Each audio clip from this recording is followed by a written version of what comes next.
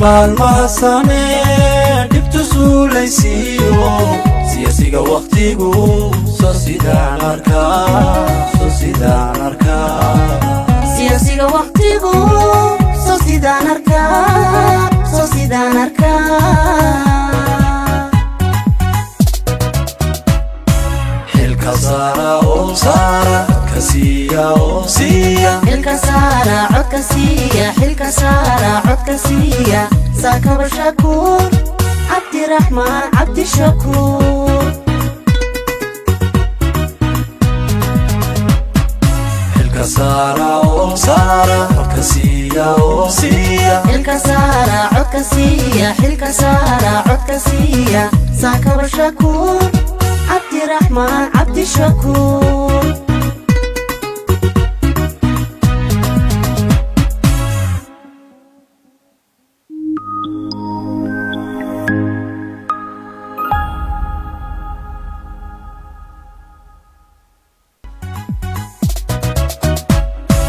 maalmaha samee dhibtu suulaysiiyo siyaasiga waqtigu soo sidaan arkaa siyaasiga waqtigu soo sidaan arkaa xilka saara oo saara kasiya oo siya xilka saara codka siya xilka saara codka siya saakaba shakuur cabdiraxmaan cabdishakuur xilka saara oo saara kasiya oo siya xilka saara codka siya xilka saara codka siya saakaba shakuur cabdiraxmaan cabdishakuur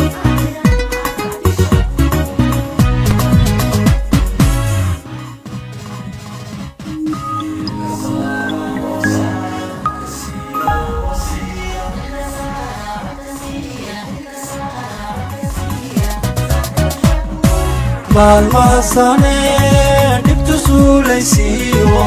siyaasiga waqtigu soo sidaan arkaa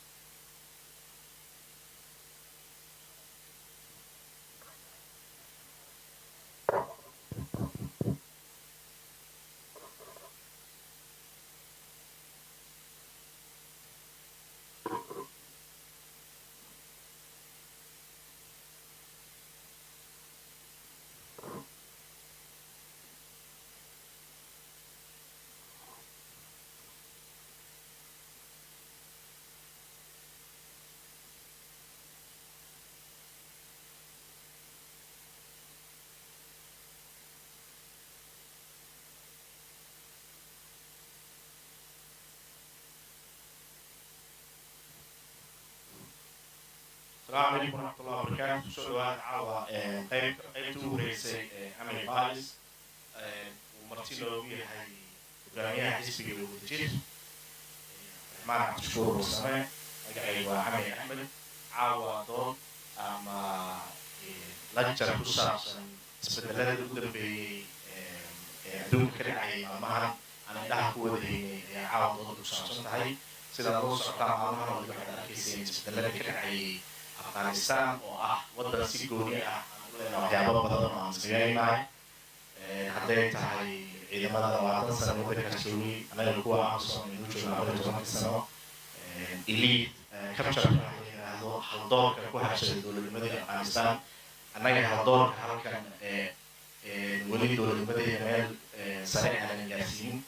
iyo amni darrada waddanka mudada haysata iyo amni darrada waddanka haysata gobolkii halkaas ku taal fargelinta wadamada dariska ay ku hayaan iyo kuwa fog laga soo bilaabo Soviet ama Mareykanka ama wadamada dariska la Afghanistan halkan anaga dhibaatooyinka naga haysta wadamada dariska la kuwa fog ee arrimaha daneeya si si toos ah si dadban marka waxaa soo dhigay caawa waxaa dul istaagay hogaamiyaha xisbiga wadajir musaacadaha soo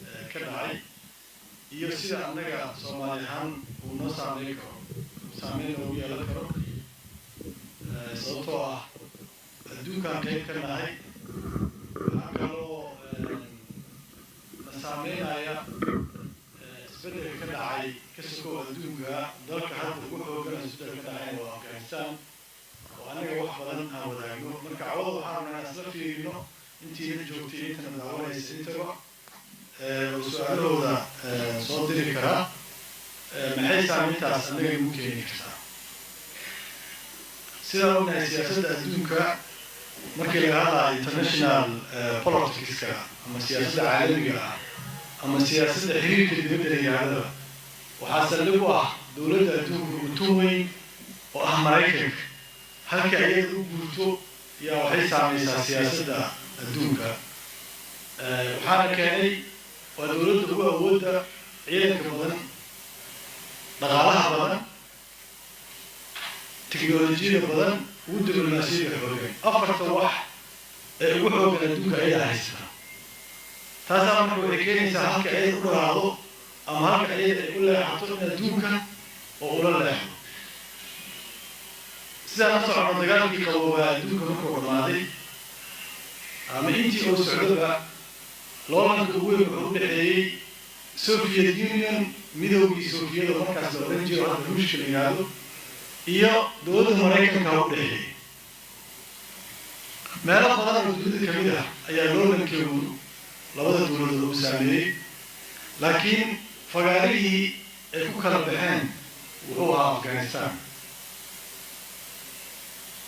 Afghanistan sababtii Ruushka ayaa galay ama midowga Soviet markaas la oran jiray Mareykanka dhinaca kale waxay taageerayeen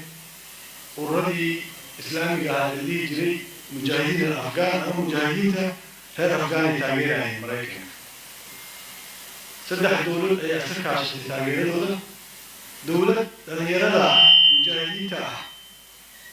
u fasiliteed gareeyay ama u sahlay inay Afghanistan aadaan oo dowladaha khaliijka waxaa u tuweynaa Sacuudiga iyo dowlad kale oo meesheeda lagu tababaranayo ah Pakistan iyo Mareykanka oo dhaqaalaha iyo hubka siinayay mujaahidiinta saddexdaas waxay iska kaashadeen in la taageero mujaahidiinta sababtii marka Mareykanka inuu mujaahidiin taageero missionkooda ayaga ay wateen Mareykanku lama wadaagin laakiin ujeedka uu kala ahaa wuxuu ahaa inuu ku jebiyo midowga Soviet ficlan waana ku jebiyey halkaas waxaa ku jabay midowga Soviet 90kii Kaabul ka baxeen mujaahidiintii ayaa qabsaday mujaahidiintii ayagaa isku jeestay dhexdooda dagaal dheer ka bacdi Taliban 96 oo Pakistan lagu sameeyey oo sirdoonka Pakistan ay sameeyeen yaa qabsatay dhulkii Afghanistan ilaa 2001 Taliban haystay Afghanistan sala socotay 2001 waxaa kusoo duulay Mareykanka waxaa kusoo duulay Afghanistan wuxuu kusoo duulay markaan waa la socotiin oo markay dhacday 11 September 11 September weeraradii ka dhacay Mareykanka ayaa waxaa laga soo abaabulay Afghanistan laga soo abaabulay maamulkii markaas Mareykanka ee Bush madaxda oo ku go'aansaday in Afghanistan dib u galo oo ururkii Al-Qaa'ida iyo Taliban oo isla xaqo oo labadaba isla duumiyo marka waxaan dhihi karnaa Afghanistan waa dagaal markaas waxaa bilowday dagaalkii ka dhanka ahaa kooxaha islaamiyiinta ee hubaysan oo ay hormuud markaas u ahayd alqaacida iyo wixii halmaala iyo wixii ayada markii dambe ka farcamay ama wixii ayada ku abtirsaday oo dunida islaamka ka hana qaaday alqaacida nafteeda waxay ku samaysantay Osama bin Laden hogaamiyahooda ahaa oo kamid ahaa dadkii mujaahidiinta ka dagaalamayay Afghanistan ka dagaalamaya kamid ah oo taageerada Maraykanka helayay Maraykanka tababaray Osama bin Laden si ay tababartay oo waxaa loo tababaray laakiin inuu la dagaalo Soviyetkii markii kumanaan kun oo dhalinyaro oo carabeed oo islaam ah oo wadamadooda ka tegay ee Afghanistan tageen oo ay tababarteen oo dowladii Najibullah hogaaminayay ay rideen oo ay Soviyetkii jebiyeen Maraykanka iyo dowladihii kale ee ayaga taageeraya waxay isweydiiyeen nimankaas leeyahay nimankan oo kumanaanka kun ah oo tababaran haddii wadamadoodii ku noqdaan waxay afgambinayaan dowladihii ka yimaadeen see yeelayaan waxaa la yidhi hadalka koro horta waxaa go-aan la soo saaray ah dowladihii ay ka yimaadeen inay u diidaan jinsiyadaha ay kala laabtaan kulligood waa kala laabteen waddan kasta waxaa la wixii ka aaday Afghanistan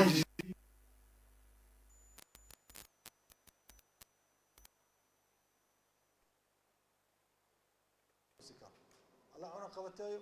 nolosha ha lagu cariiriyo safarka ha loo diido saasaa lagu heshiiyey ayagana markaasi ayadoo taas ka fal celinayo waxay go-aansadeen inay maslaxada Maraykanka meeshay ku arkaanba ay la diriraan oo ayagii Maraykanka ayaa dagaalkii dhexdooda ka bilowday ilaa 11 September ay sameeyeen 98 diina ay Tanzania bariga Afrika ay ka sameeyeen ogeedeen Tanzania iyo Kenya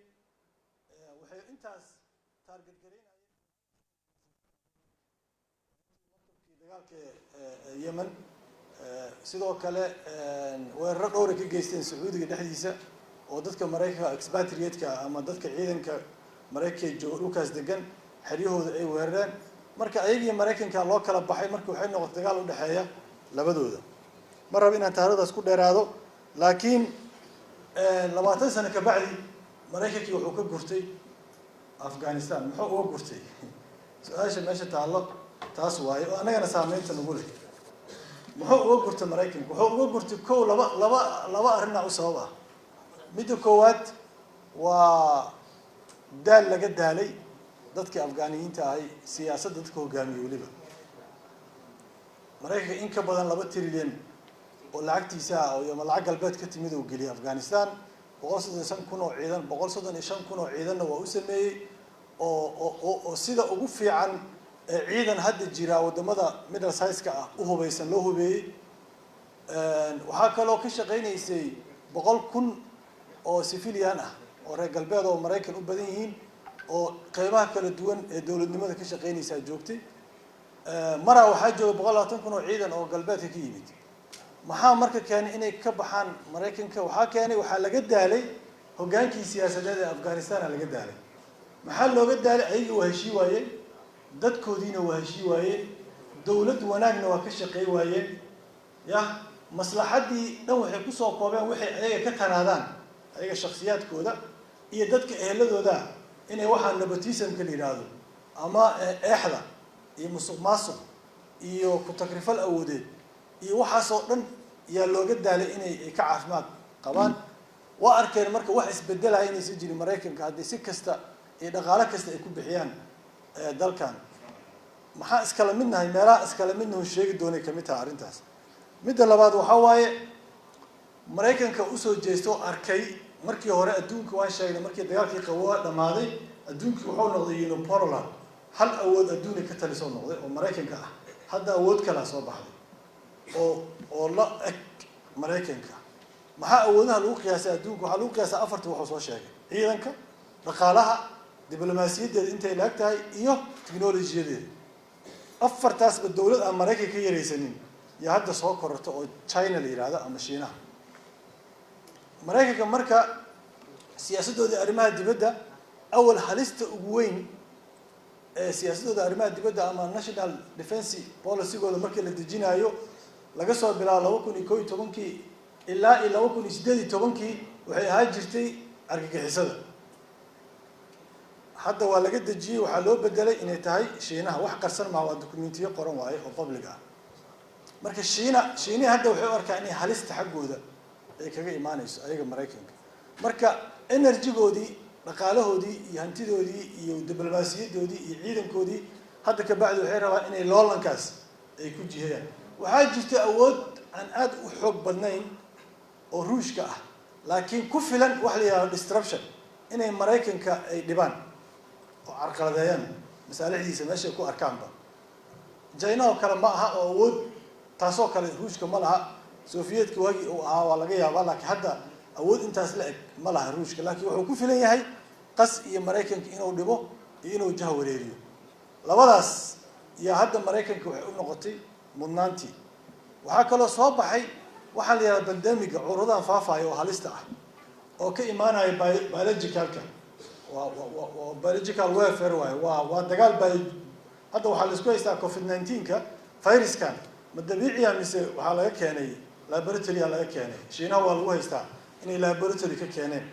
doodaas weli dood la dhameeyay ma aha marka waxaa jiro virusyo labska laga soo sameey karo adduunka dadka lagu baabi'i karo waa jiraan marka pandemigaas hadda Mareykanka way la wareereen Soomaaliya si u maamuli lahaayeen ama u maray lahaayeen cudurkaas dib culayska ka soo wajahay cuduradaas waa kamid waxa kale kamid ah cyber threat wax la yiraahdo hadda adduunkii wax walba waxay ku xirmeen information technology ku wada xiran yihiin nolosha dhan taasay ku xirantay biyaha korontada dhismayaasha kaabayaasha dhaqaale garoomada diyaaradaha wax kasta oo nolosha bini'aadanka isbitaalada caafimaadka waxbarashada systemka technology-da ay ku xiran yihiin marka haddii marka la sameeyo xataa dagaalkii hadda warfare-kii hubkii waa weynaay oo taangiyadii iyo diyaarad wixii waa laga guuraa drones wax la yiraahdo iyo technology hadda la wada guuraa technology-da marka maxaa sameysmaya cyber attack wax la yiraahdo way sahlan tahay haddii la soo dhex galo sida computer-kaaga ay u sahlan tahay in la soo dhex galo ya technology-da bangiyada waxa dhan technology ku dhisan yahay marka technology-da dagaalkeedani waa arrin kale hadda Mareykanka oo rabo inuu u jeesto xaggeeda maxaa laga jeesanayaa marka dagaalkii ahaa war on terror la dagaalanka argagixisada ee Mareykanka rabaan inay ka jeestaan labadaasba Afghanistan marka in laga laabto ay timid ma laga yaabaa inay najaxdo Taliban ila ma aha aniga qiyaasteeda inay ku guuleysan karto mujaahidiintii ruushka jabiyay wax weyn ay dhaabi doonto ila ma sababtoo saddex arrin aan ugu sabab ah saas leeyahay midda koowaad waxa waaye in Mareykanka dhaqaalihii oo ka jirto Afghanistan sii jiro hadda bangiga dhexe ee Afghanistan 9.5 billion dollar oo ku jirta Mareykanka hadda waa freeze gareey waa xiray ku dhawaad lacag 400 iyo intaasoo milyan ahayd oo ay bixi jireen wadamada galbeedka isku jireen waa laga xirtay Afghanistan oo hadda lama siinayo waxa kaloo 460 milyan ahayd waxa kaloo jira in 4 bilyan oo ciidanka Afghanistan sii jireen ay cisho doonaan oo aan la siinayn aydan markii la isku dardaro 75% Afghanistan waxa gala galbeedka bixi jiray wuxuu dhan inay cishtaan ay rabaan Taliban marka aad dagaalamayso muqaawamad tahay ama dagaal ku jirto way sahlan tahay dadka inay ku midayso dagaal laakiin markii power iyo awood la helay dhaqaale way ma sahlana inaad dadka ku wada maamusho qabiilo badan oo taageeray ayaa jira Taliban oo ayaga naftooda taageeradooda si wala indhaha ay ka laabteen dhaqaalaha Afghanistan meelaha ugu badan oo ka soo galo waxa kamid ah waxyaalaha la yiraahdo xashiishka oo ay beertaan marka dad badan oo taageero u ahaa ee qabaa'il taageero u ah oo dhan oo dhaqaalahaas ku tiirsan ayaga hadda Afghanistan ayaga Taliban inay iswey doonaan iyo haddii ay mamnuucaan waaye daraagiskaas ka yimaada beeraha xashiishka dhibaato uga imaan doonto iyo maxaa kale waxa soo dhakasi ayadana lamid oo ka daran ama halis ah Afghanistan waa wadan dawladaha adduunka u waaweyn isku haystaan oo waxa isku haystay waxa daris la China Pakistan India Ruushka Iran iyo Turkiga daris degdega ma aha laakiin qaarkoodna daris si indirect u leeyihiin intaasba waxay taageeraan kooxo kala duwan oo Afghanistan leeyihiin kala taageeraan India kale Tajik taageeraan Pakistan Bashtuga kuwan Taliban ay taageeraan ayaga sameeyaba Iran qora yar oo xaratiin la yiraahdo Shiicaha ay taageeraan inkastoo dawlad complicated oo dhib badan oo sahlanayn oo intaba hadda ka hor waxaan aqriyay buug oo qoray safiirka Ingiriiska ninka ahaa jiray Kabul waxa la yiraahdaa cables from Kabul la yiraahdaa dowladahaas markaan la mucaamaleen noogu dhibka badneed wuxuu yidhi dowladda iiraan ay ahayd sababtoo ah intelligencegeedana taalibaan uu taageerayay sirdoonkeeda taalibaan ay taageerayeen xaras jamhuuriga nimanka la yidhaahdo na waxay taageerayeen kooxda shiicada ah oo koox oo gobol dhan haysatoo degan wasaaradda arrimaha dibadda iyo waxay la shaqeynayaan ISAF International Security Force-ka Mareykanka hogaaminaya la shaqeynaya marka saddex jihaad la kala macaamilaysa uu yiri markaad Iiraan tagto oo saddex qolo kala taageersan Turkida qolo Uzbek la yiraahdo asalkoodii Turkiyiin ay taageeraan ayadan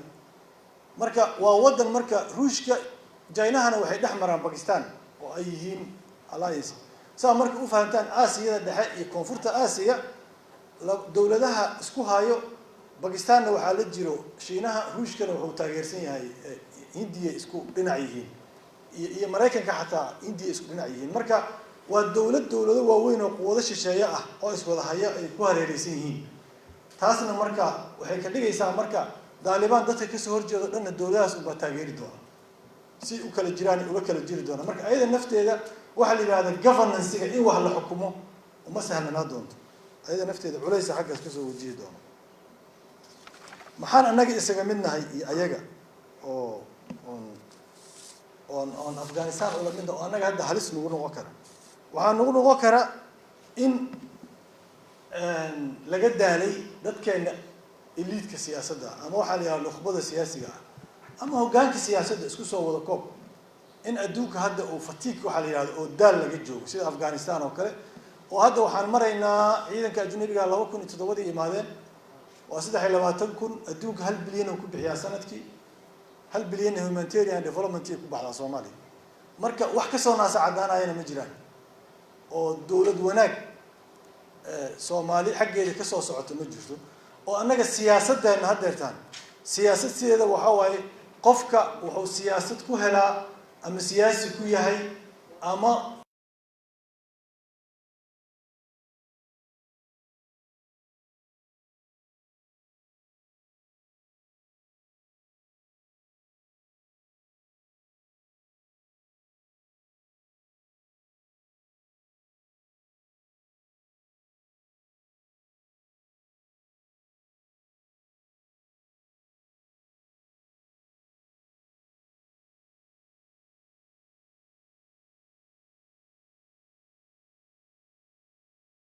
wax la qabto wax qabad oo hadda qof siyaasi inta soo istaaga maanta dhigi kara waxaana qabtay ma jiro marka elite-keena ama nukhbadana siyaasiga iyo nukhbadooda isku hal waay jidkii ay jeexday nukhbadii siyaasiga dhalinyaradii iyo jiil ku soo xigana wadadii buu hayaa oo ahaa si degdeg ugu tanaada maaragtay aad magac ku samaysaa sad baarlamaan ku gashaa hadda adig galayna aad baarlamaan u dhisataa yani wax oo dhab ah oo taxadiyaadka ama caqabadaha wajahaya ma jirto heer aan gaarnay hadda ka hor maraan sheegay in aan maaragtay kaniinigan pain killer ka qofka markuu xanuun ka bato kaniini pain killer oo cuna ama dhalinyaradan dhibaataysan maaragtay nolosha u suuro gelin inay ku najaxaan waa kuwa jidadka koolada ku dhuuqa ama drugs ku caada intaasay rabaan xanuunka inay ismoogeysiiyaan annaga markii si aan xanuunka isku moogeysiino oo challengeska ama taxadiyaadka ama caqabadaha hor yaalla si aan indhaha uga qarsano waxaan bilaabaynaa inaan waxyaalo oo dhaldhalaal oo korkore inaan ku mashquulno ayadoo magaaladii aad aragtiin biyaha dhex yaalla si u dayacan tahay jidadkeeda security-ga hadda laga yaabo hotelka markaa imaanaysa inay saacad ku qaadatay meelna mara aysan jirin yaa 4 sar oo quruxsan inta la sawir Facebook la geeyay ma sha Allah xamar waa kacday yaa saasa la rabaa in lagu wada joogo marka waxaan hoose dhibaatadan qof inay u degto rabto midka madaxda laga bilaabay midka shacabkaaba in saas marsiyaas iyo quruxaas iyo dhaanteedkaas lagu wada joogo la rabaa marka taas waxay keenaysaa marka in laga qoosto dadka elite-ka ee nukhbada siyaasadeed in laga qoostay ay keenaysaa waxaa kaloo iskala midnahay in maaragtay dagaalkii ku wajahnaa war on terror-ka oo awal daraadiisba anaga noo ku yimid gurmadkiisa hadduu meesha ka baxo in ay noqonayso adiga iyo dadka isaysiin is arka saasay noqonaysaa hadda meel sanaawi markuu kusoo duulay Ethiopia markuu kusoo duushay Soomaaliya 2006kii waxa loogu ogolaaday inay kusoo duusho Soomaaliya waxay ahayd sabab la xiriirta war on terror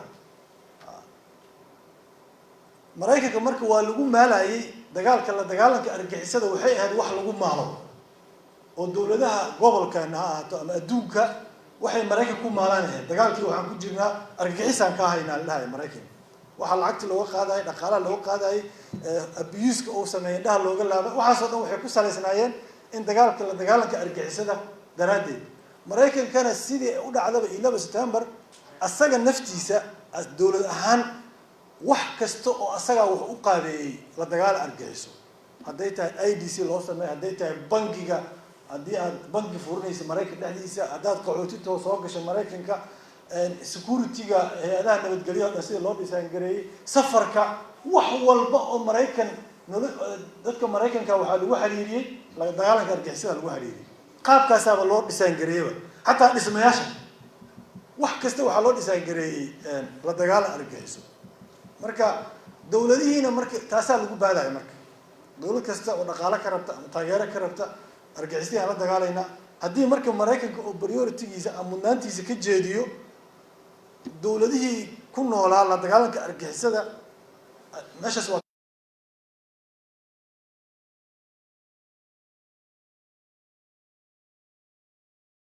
waxaan argagixisada ah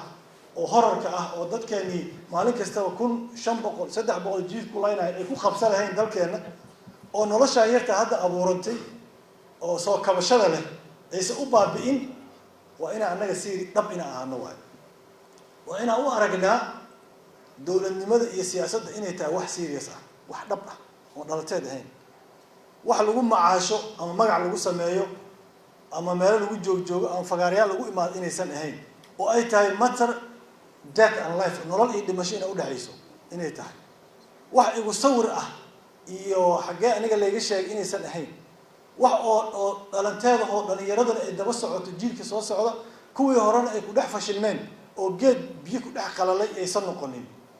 serious si dhab ah muu wada hadli karnaa haddaan ganacsato leenahay odayaal leenahay haween leenahay dhalinyaro leenahay siyaasi leenahay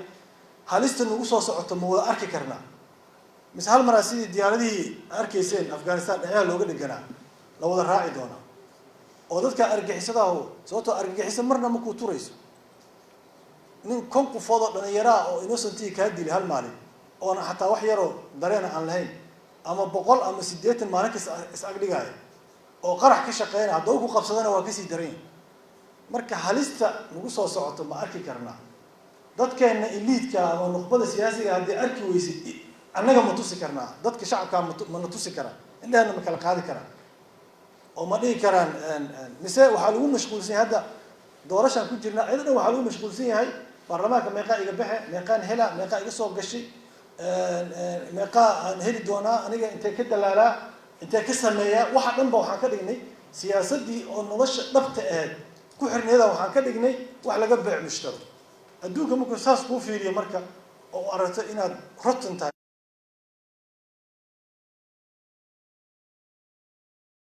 waa laga tagaa lagu leeyahay cid xataa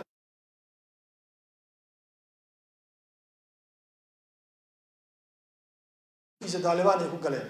Mareykanka ay ku galeen marka intaas waa aan ku soo gabagabeynaa wixii kala su'aalaha iyo iska shaka u deeyna ama sinti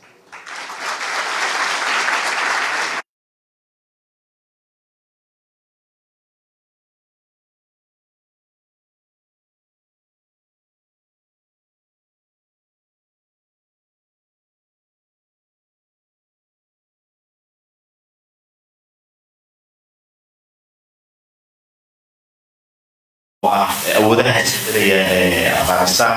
similarities ayaan leeyahay Afghanistan aad u respectay iyo doon ka tanaaday Afghanistan ee siyaasadda nabadda siyaasiga sida tilmaantay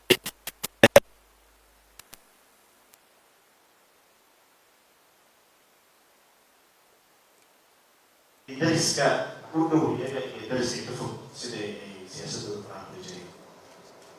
haddaan dul istaagno waxyaabaha anaga iyaga awoodayo adna aad imika aad haabatay oo haldoorka nuqbada siyaasiga ee bashiranta haddaad u istaagno waxaa tiri 20 sano in baarlamaanka lagu jiro wax macnaa ma sameynayso haddii 10 lagu jiro hadduu qofka ee imaani adig dheer waxaad ka tahay nuqbada oo dadkan iliidka waddanka ah hadda musharaxaya tahay sida u muuqata dhalinyaradan hadda wax isbedel ah oo energize gareyn kara dhalinyarada waqtiga laga muuqdo sidee loo abuuri karaa jawi eliitkana dadkan ay accountable ku noqon karaan ay institutions accountable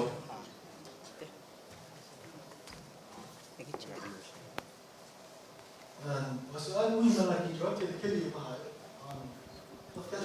مثلا يكون الجواب نفي عن مثلا اللي في سياستنا كده أول runtii markasta waa jiraan dad ka gubanaya xanuunka oo hadda ani ma dhihi karo eliitka siyaasadeed dhammaantood waa isku wada mid ama wadadan wada mas-uul ahayn lama dhihi karo laakiin adduunka haddaan tusaale yar ini siiyo hadda Afghanistan 20 sano waa lagu fashilmay laakiin waxaa jira wadamo adduunka inta u jeestay oo ku guuleystaa jiro waxaa ka mid ah Bosnia 100,000 oo qof ka badanaa lagu dilay intayna Mareykanka iyo reer galbeedka aysan gelin intaasoo waxaa taale 100 checkpoints laba magaalo markaa iskaga soconaysid 100 checkpoints ayaa yaalay intaasoo milyan oo qofood ku dhex qaxday haddana Bosnia Sweden waa ka nabadgelyo badan tahay markii nabadgelyo la yiraahdo wadamada lagu najaxay waxaa kamid ah oo inta la fara gashtay adduunka oo taakuleeyay Sierra Leone waxaa kamid ah Kosovo waxaa kamid ah Cambodia wadamo badan oo waxaa jiro adduunka marka waxaa la yiraahdaa maxaa Burundi iyo Rwanda u dhaxeeyay laba wadan oo civil ka dhacay waay Rwandana waa tagtay oo cirkay maraysaa Burundina dhulkay ku jirtaa waxaasoo dhan marka waxaa la yiraahdaa laba arrin waaye waa hoggaanka ama nuqbada siyaasiga ah oo isfahamtay oo isku fahamtay qaabkii ay siyaasadda u wada maaray lahaayeen leadership ama hoggaan fiican helay iyo dadka wacigooda dadka naftooda qayb u ka yahay wacigooda dadku haddii ay iska tala saartaan hoggaan fashilan ama siyaasiyiin fashilan ama nuqbo siyaasi oo fashilan ay ka dhursugaan ama ay dhaqankooda yeeshaan هذا القرآن كي لا يحول سما إن الله لا يغير ما بقوم حتى يغيروا ما بأنفسهم تغيير كان وحالي هذا وتغيير كفكر كي أركتده قبل هذا تغيير كل شيء أسبدل كسيدي سبب أركتيه فكره قبل هذا مركز حتى ضد كان فرقلين تسميه والدولة ده إن لسان اسكت ده مركز فرقشتان ونبت قليدي يقارن مدي أسوء عليان أيها نفترض إلا هذا ما هيان صوت إمالك وقوليستين صوت إمالك وفشلمان أن كأهين لبضان قضب eliitka siyaasadda oo wadamadaas oo ka wax garadsan kuwa kale kuwa fashilan oo laga kala tagay iyo dadka wacigooda dadka naftooda waa in wacigooda ama moogtahay aqoontii waciga farqiga u dhaxeeya inaad PhD haysato ama master haysato ama jaamacad ka baxday inaad waci leedahay labay kala tahay wacigu waxa waaye xaaladda aad ku nooshahay sida aad ula falgalayso waa sida aad u akhrinayso هذا مركز آخر كرين حالة أكو نوشة يهالستا أكو جرت يصير حال نلاش هذا أي تعداد آخر كرين يعني دي وعي ملهي ولا جيها بينها شهادة هيزتو وأقون على هذا مركز لوضع ساكل الدودي أنا جو مركز لوضع يبا كلي نقبضي فشلنتها معها ضدك شعب كها وعي جودي أي وحول من نقضي إن نقبضي وجامسين نقبضي إنسان يعيس كلين أو سيسكي علينين marka taas asla yaani waxaa jirta su'aasheeda hadda ku jirnaa xilli doorasho sidee xilligan loo sameyn karaa abaabul ku saabsan in halkan taageero khudbadaada hadda waxay ahayd waxaa sababtay meel khatar ah inaan taaganahay oo aan u saarana qarka inaan ka dhaco doorashadan hadda waxay u egtahay ama ha noqoto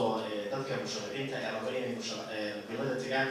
ama madaxweynaha ama madaxda horeba خطابك يكون جل خطر بدون تاني وحلا هذا issues كمان ما استعين مركز خطابك سدوس كوب بدرك إن خطرت بدون تاني نايم runtii waa mid oo noo wada taalo laakiin waxa muhiimka ah waxay tahay in waxaan ama khitaabka wuxuu ka wada discourse-ga ama sida luqadda lagu wada hadlayo luqadda lagu hadlayo hadda waan sheegay luqadda lagu hadlayo waxa waaye dadka xilalka siyaasadda hayane in waxay rabaan ay ku xisaabtamaan dad ayaga waa markii ugu horeysoon maqlo dad aniga aan leeyahay soo saara si dadka inay badaaca yihiin wax la yaabo waay waxa leeyahay xildhibaanadan waa ii dhaarsiin afkii iga xiran yihiin ninkii oo xildhibaanada maamulay wuxuu ku leeyahay maba la qarina wax la qarina maaha si inay dadkii yihiin dad ayaga la iska leeyahay dadkiina luqadda dooda ku dhex faaftay waxa waaye in qof kasta oo isku dayo inuu meesha wax ka sameeyo ilaa dadka baadiyaha jooga ergooyinka xataa ay ku xisaabtamaan ilmaa iga jirina ergada lagu daro waa dooranaysa ma ila tahay marka dhaqankaas fiiri Taliban waxay uga bedelneed dadka kale Afgaaniyiinta oo siyaasadda ku jira ayadaa ka waxshisan ka burtulsan dadka hadii la laynayo ama la xasuuqayo ama la dilayo laakiin waa midaysan yihiin bas shabaab hadda anaga loo joogo saas leeyahay dadka inay dilaan fiiri shabaab awoodooda dhan maxaa waaye waa cabsi dadka inay cabsi geliyaan waay adiga telefoon ku soo dirayaan halkaas imaaw macni inay ku dilaan leeka baqaysa awood kale inay ku dilaan aan malaha marka waa dad marka moogtahay criminals waaye ayaga ka hor wadankan dad noocyo kala jiro noocaas u sameeyay oo laga baqi jiray oo dadka cabsi jiro ayaga aan ahayn waa lorka kamid ah marka dadku marka hadii waxa aad ku xukumayso kaliya ay cabsi tahay cabsida mar un bay jabi doonaan mar ay haataba marka waxa yaala marka waxay tahay annaga inaan bedelno discourse-ga ama luqadda hadda dhexdeena ka socota ee siyaasaddu in meel wax lagu kala gato ay tahay ya oo meel looga baahan yahay dadnimo moogtahay webiga hadduu buuxo oo qof ku dhaco ma qof aan dabaal aqoon ka soo saari kara macni anaga inaan mool ku jirno on meel halis ku jirno looma fiirinayo waxa loo fiirinaya dadkii waxay u mucaamalayaanba inay yihiin wax inay nolosha caadi iska tahay wax caadiyana ma jiraan halisa lagu jiraa marka halistaas in la istuso u baahan aniga in loo bedelo wacyiga discourse intaan roobay ugu gudbay qaybta saddexaad waxaa jirtay ka hadashay similarities-ka nagala dhaxeeya Afghanistan oo ah dariska iyo meesha ay ku yaalaan iyo faragelinta wax badan waa laga hadlaa marka ay timaado siyaasadda Soomaaliya ama daris dhow ha ahaato ama daris naxiga ha ahaato hadda waxay u tahay doorashada lafteeda marka dariska iyo marka laga hadlayo kuwa naxigaba faragelin ay doorashada ku hayaan bas laga hadlaa laakiin siyaasadda iyo mustaqbalka iyo amniga sida u saameynaysa marka waxaa la inaad dul istaagtay waa maasantahay annaga dariskeena waxa aan uga duwanahay Taliban waxa waaye dariskeena inta aniga de cilmiga aan ku ogahay dad badan oo iga cilmi badan oo iga ogaal badan waa jiraan wax hadda xarakooyinkan oo kooxahan argixisada cid taageerta dawladaha dariska ana dariskeena ma badna xaqana badan naga xigta Kenya iyo waxaan daris leenahay Djibouti iyo Ethiopia wax taageer hadda argixisada toos u taageero oo muuqata ma jirto ama intelligence-gooda ay tababaraan oo ay taageeraan oo ay gacan siiyaan hadda oo muuqda ma jiro waxyaalaha aan fiiri waa sheegay war Afghanistan waxa yaala hadii la fiiriyo so complex waa dal aad u dhib badan waaye wax dhex yaala markii la fiiriyo hadday tahay dawladaha waaweyn oo isku haysta hadday tahay qabiilooyinkooda say u kala duwan yihiin hadday tahay say u kala cirqi iyo ethnic duwan yihiin hadday tahay dhulkooda soo buuro iyo baaxada oo kala leeyahay ma garatay annaga waxaana dhib ma jiraba Soomaali wax weyn oo yaala ma laha dad wada ehela oo isku mid ah oo wada Soomaali oo wada muslina oo 10 milyan ayaga dhan ah tiradooda numberkooda aad annaga aan markii la fiiriyo mushkiladaha annaga ina xalina la ka rabo wax weyn ma aha meel adduunka post conflict ama wadan dagaal colaasaka ama conflict ka dhacay oo annagana la mid ma jiro markii caqabadaha la fiiriyo caqabada ma yaalaan laakiin dadkii xalin lahaa oo kartidaas lahaayaan la haynin waxaan haystaa caqabada ma dariskeena marka fiir hadda Ethiopia hadda qalaasa ka taagan walu Ethiopia almost inuu kala tagay qarka u saaranta doorasho ka dhalatay waxay ka dhalatay doorasho la isku diiday oo dawladda dhaxal ay tir doorashadii dib u dhignay gobolada qaarna ay diideen markii waa la qabana ay dhahdeen ay diideen ka qayb galaan Soomaa conflict hadda Ethiopia dhan asarkiisii waa doorasho maxaa kaloo annagana saameynayo oo rabaa inaan tilmaamo Middle East bariga dhexe annaga dawladana waa kuwa dariskeena immediate-ka kuwana waa kuwa ayaga dhabar ku haya oo annaga bariga dhexe geosiyaasi ahaan ama geography siyaasad ahaan bariga dhaxan ka tirsanahay laakiin location ahaan Africa ka tirsan maxaa naga tirsiinayo culture-keena dhaqankeena ganacsigeena ku xiran ayaa ku xiran bariga dhexe asaga naftiisa waxa ka socdo siyaasadiisa waa isbedelaysa maxay isla bedelaysaa siyaasadda bariga dhexe siyaasadda Mareykanka isbedeshay Mareykanka bariga dhexe laba arrin uu ka rabi jiray ina ogaatiin waay shidaal iyo security Israel shidaalkii hadda waa ka maaran Mareykanka shidaalkii bariga dhexe yaala Mareykanka waa ka maarmay Israel hadda waa isku filan tahay in iska difaacdo dawladda hadda carabta ku hareeraysan wax hadda sidii waagi u handadi kara ma jiraan marka Mareykan dagaalkiisa baadaama oo Pacific u raray dhinaca China bariga dhexe ahamiyadii oo siinayay aad hadda u yarta taasa marka waxay keentay dawladihii isku halay jiray Mareykanka iyo bariga dhexe inay intay khilaafka dhexdooda yareeyaan ayaga heshiis isla aadaan oo hadda waa aragteen waa la isku wada socdaa Turki Saudi Turki Egypt Imaaraat Turki saasa hadda la isku wareegaya waxa soo dhan waa siyaasadda Mareykanka ka shaqal qaadan in ogaatiin waa marka anaga nafteena hadii loolan wadanka dhex jira oo jiray oo dawladahaas bariga dhexe nuulo lamayeen sidii hore ma noqonayso wax kasto siyaasadda Mareykanka saameynaysa waa in ogaatiin oo saameyn ku leh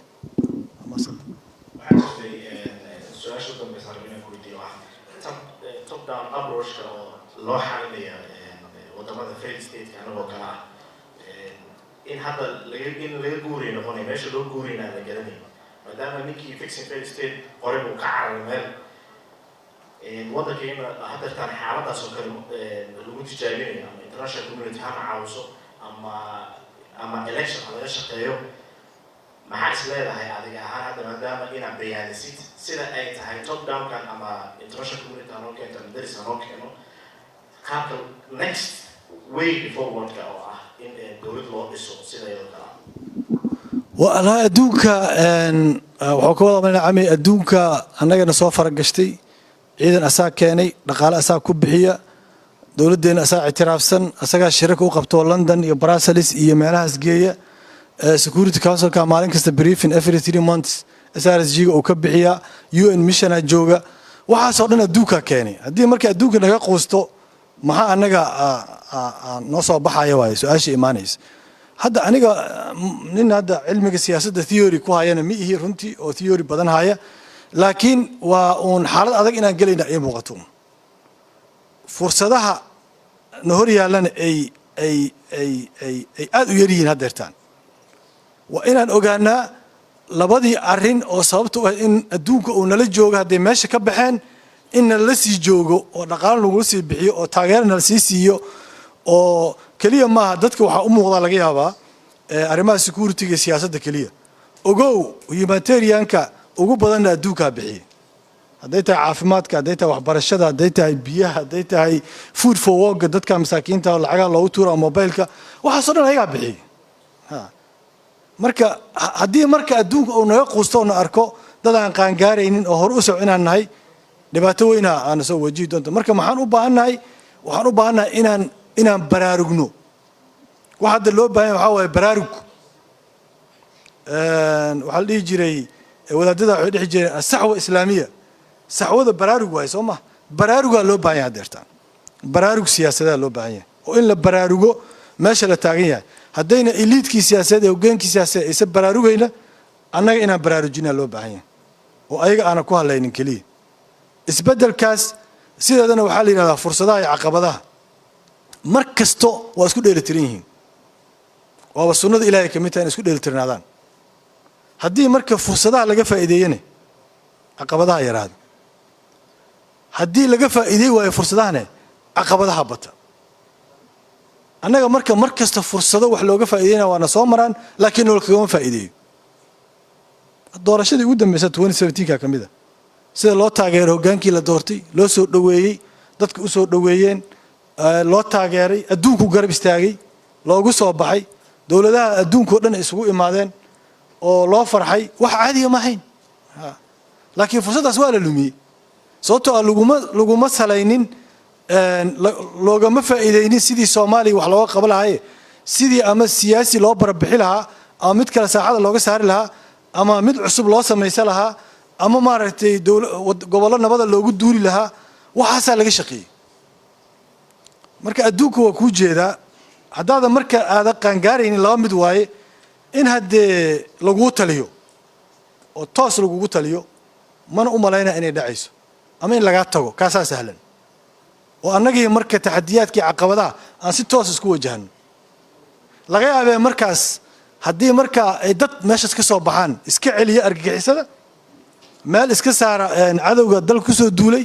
oo dad markaas authentic oo dhab ah dadkan dhalateedka oo baabaanta ku dhisan oo lasoo dhodhoob aan ahay inay soo baxaanna waa dhici kartaa maasan tahay waxaan qaadanaynaa su-aalaha caawa waxaan arkayaa dhalinyaro badan inay halka fudso sheekh cabdiraxmaan cashuur wuxuu nagala joogaa luqbada ama haldoorka la dhaliilayo waddan annagana lamid ah ay ku fashilmeen kaayagana ay ku saareen meesha u dambaysa inay waddanka ka rigaan marka waxaan doonaynaa su-aalihiina inaynan maxaa ahayd noqdaan su-aalo wax dhalin kara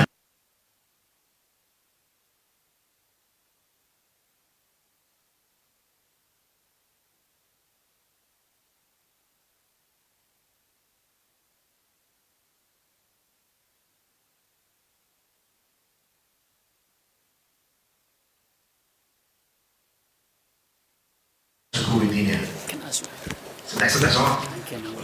intaas soo istaan ku laabanaa saddex aan ku qaadana qofka halkaas soo istaagay mahadsantiin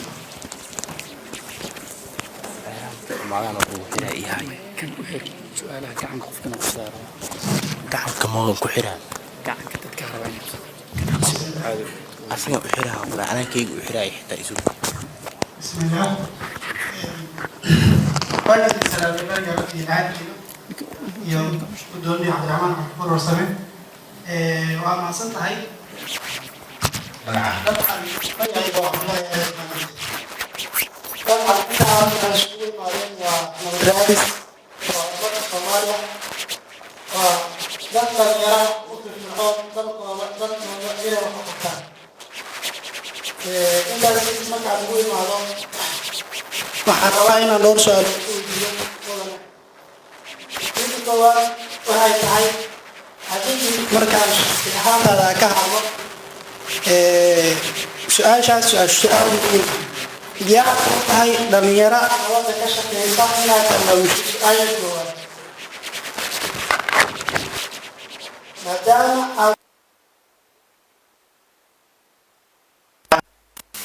markii dhalinyarada isku duwan yihiin dadka ay kaxwada ay isku duwan yihiin dabcan nabadda la sheeg waxaa lafdhawr u ah dhalinyaro haddaysan nabadda lafdhawr u noqonin nabad ma hagaagayso mana jirayso nabad su-aasha labaad waxay tahay mudane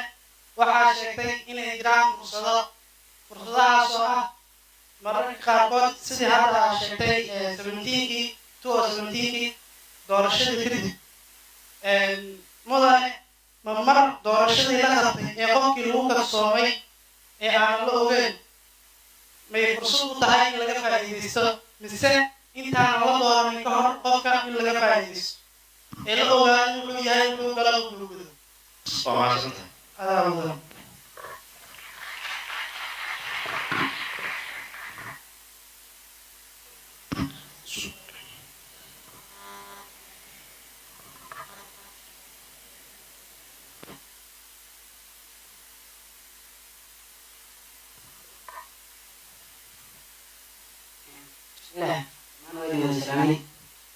سيجارة مدرعة عبد الشكر واحد لبس سؤالنا ويدي مقعد هو جنرال عبد الرحمن محمد عبدي وهو يسوي هاي سياسيين الصومالية وما تشوفون مغضبين السمعة جيران وأكثر وحكر على عالمك يكسر عشان بروديمية حجرها سؤال شكله سورة كلمة هاي إن العرب أمريكان كأو هذا هو سلفنا بروديمية الصومالية كرسنا لما حجرنا سلطان الجديدة إن أمسون كبح عن ذلك هل قاسنا السؤال عن سياسيين يقول لك أو لغة بح مرة لهين وسيد لا بس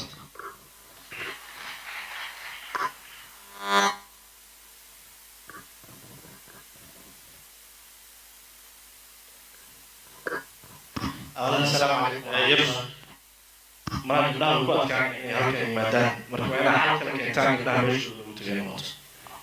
أولا السلام عليكم ورحمة الله وبركاته مجال بعض رحمه جيسو ما شاء الله وحن ويدينا لو سؤال قالنا مع الدكتور وسامي وعاوكم تسعة برنامج كان سبدلنا كعيا بريد الحد يصيرون مصابين كمان عن عن لدى عينهم مدة لبعض سنة كلها kalabarkii 15 sano ururdii ka dhisan wadankii oo dhibaato ku ah nabadii iyo socodkii bulshada maadaama wax walba laga heshiin karo laakiin ay caqabad weyn ay tahay wadanka ururdii ka dhisan sidee ururdii wadanka ka dhisan looga ciribtiri karaa ama looga saari karaa wadanka mid labaad oo ma dhici kartaa in ururdii ayaga maadaama hadda taageerada in wax awood markale ay u taageer yani taageer dhaqaale ka weyn inay si aysan u dhicin sideen ugu istaagi karno wadamada diriska maadaama anaga aan nahay wadan hadda soo kabareeya ugu istaagi karnaa taageer dhaqaale ee iska madaxda qaadan karna intaas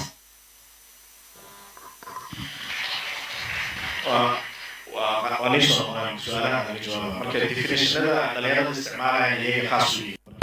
استعمالها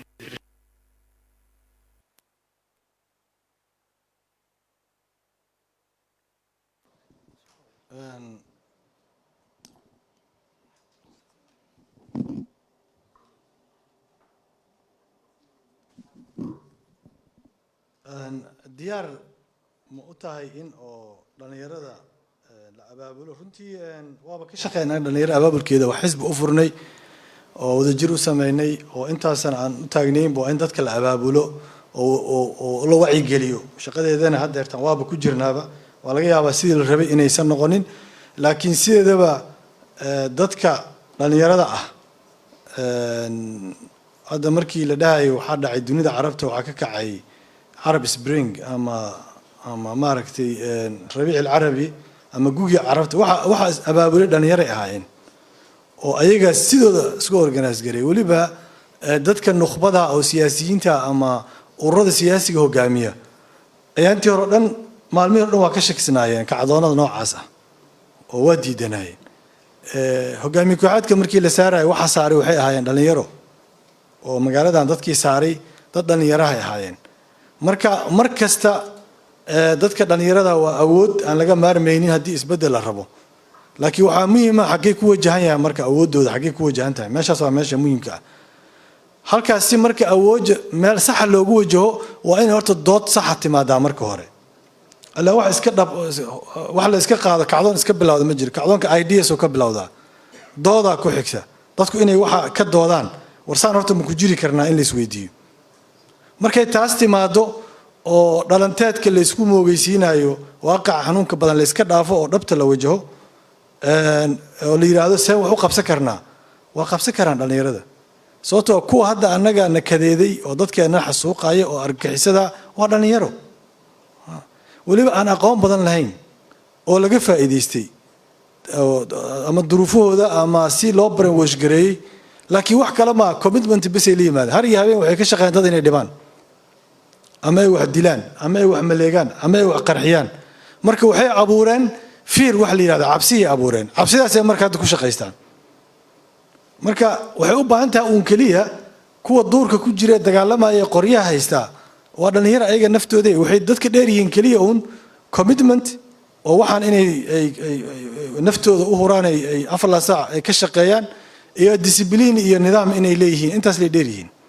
intiina waa la sameyn karaa wax diidaya ma leh marka isbedel iyo revolution waa imaa karaa shakina ma laha sida siyaasiyiinta u arkaan ururada xag jirka ah fursadda goormaa laga faa'iideynaa cabdullaahi su-aashiisii sida saxda waxaa waaye intaanan wax la dooran in laga faa'iido laakiin doodii caafimaadkii qabtay maba taallaba si fursadda looga faa'iideeyo doorasho markii lagu jiro si fursadda saxda looga faa'iideeyo waa inay dood caafimaad la fursadda ka faa'iideynteeda ka horeysa ma arkin aniga dood caafimaad taala deertaan oo la leeyahay qofka aan dooranayna xildhibaan laga bilaabo senator madaxweyne maxaan ku dooranaynaa ma quality iyo leadership iyo hoggaan aan ku dooranaynaa mise danaysi iyo qabiil aan ku taageersanahay iyo dhaqaale aan ku dooranaynaa marka doodiyaanba oolinba horta doodda in la abuuro kow ah oo dadkii dad xor inay yihiin ayaga ay isku qaataan oo aanan dad ugu guntin dad ugu jirin oo inta qof meel fadhiisto oo yiraahdo aniga saan raba ka yeelaa doo madax yahay ama dadkiina ay ka fekeraan inay ka danaystaan oo dhaqaale yar ay ka aruursadaan meesha ay ka shubtaan waa kugu soo noqonaya sun waay meel dheer ma tegayso qofkaas dhaqaalaha aad gelisay iyo hantida aad ku bixisay ama wax kaaga gatay ama uu kugu bixiyey waa kaa soo ceshanaa una cashuurtaada raba inuu ka soo ceshto meel kale kama soo celinayo lacagta la daldalanayo ama xildhibaanka laga qaadanayo markuu xildhibaanka raadinayo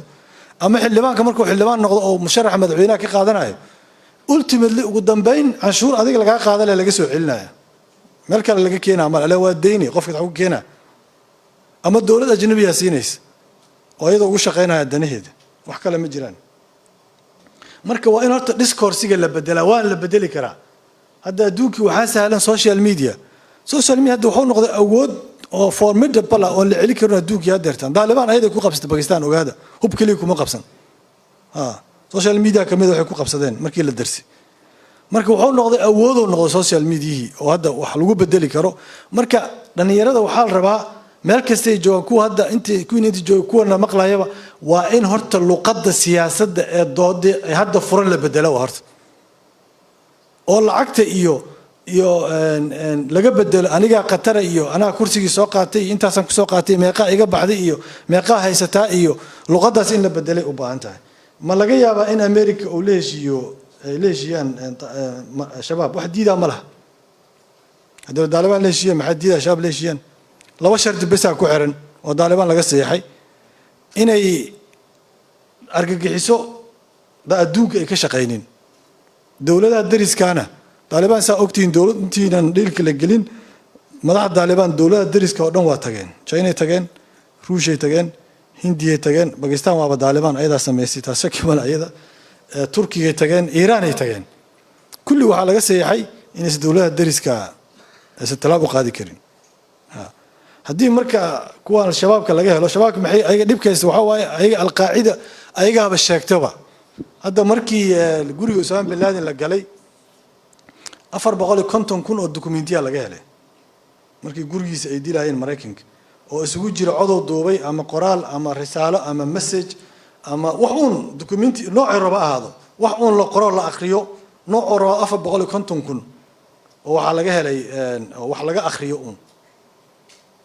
Mareykanka waxay dhig kala safay gareeyeen banaanka ay daayeen 240,000 oo dokumenti ah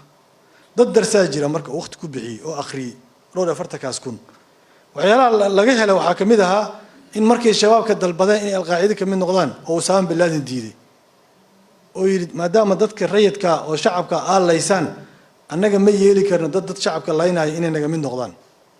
markuu asaga dhintay kii asaga bedelo kasi qatarsanaa asaga Osama kasi naxariis darnaa Ayman Zawahiri aqbalay nimankan shabaabka oo ururka al-qaacida ku daray marka haddii al-qaacida ka haraan local noqdaan oo ay dariska aysan duulaan ka joojiya ama international caalamiga ay iska baxaan inay u sahlan tahay ogeyn shabaabke wala la fadhiisana wala la hadla wax diidaa ma laha arinta jeeso oo arkaasay dawladda dariska looga celi karaa dawladda dariska hadda inta aan ognahay dantooda shabaab kuma jirto ma ka arkaan inay shabaab ay danka leeyihiin ma kama arkaan oo sababtoo loolan weyn oo annaga waa sheegay annaga dawlado waaweyn oo nagu loolamaayo ma jiraan oo shabaabka isku isticmaalaya midaan iloobe waxaa kamid ah Mareykanka waxyaalo ka baxay waxaa kamid ah intii asaga la dagaalanka argagixisada hantidiisii dhaqaalihiisii iyo waqtigiisii enerjigiisa asaga Mareykan uga baxay China soo xoogeysanay China marka waxay sameeyay wax la yiraahdo Belt and Road Initiative wadooyin isku wada xiran ee adduunka dhan inay ka sameeyaan ku tala galeen marka Aasiyada dhexe iyo Aasiyada koonfureed waxaasay ka sameysteen Chinese hadda marka qolada hadda oo maalin elbor Kabul qarxinaysa oo Daesh K yiraahdo iyo Taliban iyo Al-Qaacida wixii ka haray iyo argagixis oo dhan Mareykanka wuxuu rabaa China iyo Aasiya dhaxan uu isaga siibto ayaga arkaan waa kamid marka hadda dawlad hadda meeshan weyn oo Soomaaliya dawlad ku tartamayo oo hataa la isugu xumeeyna argagixisada la isugu taageerayo meeshan hadda Soomaaliya kama jirto taasa keenaysa marka in wax argagixisada taageerada danaynayo weyn inaysan jirin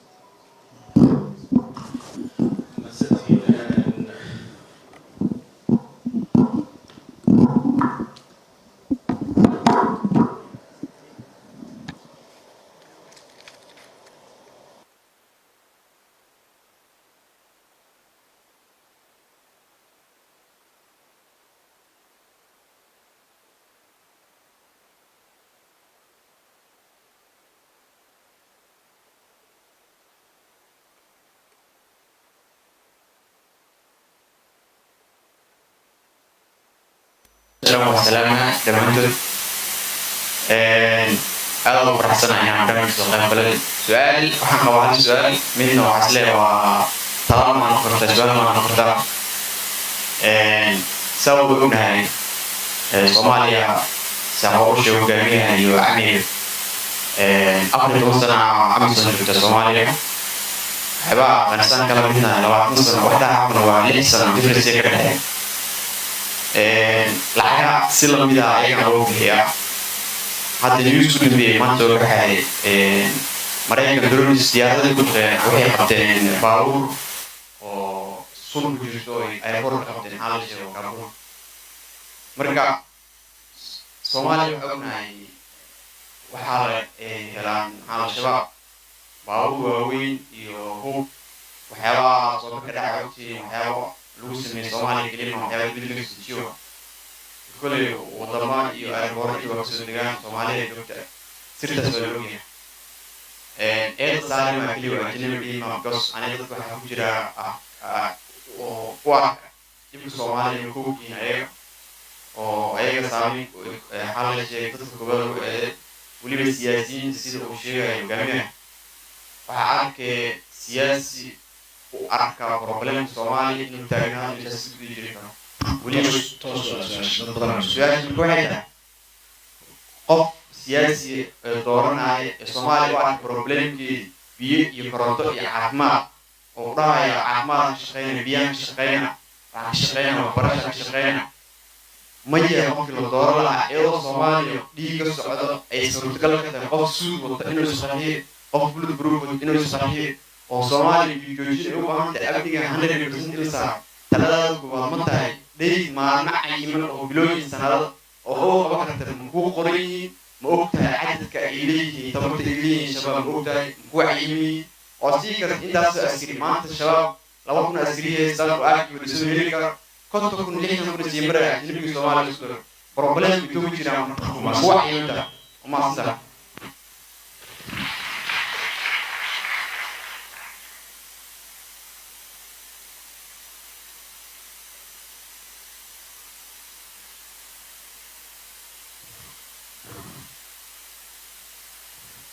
بسم الله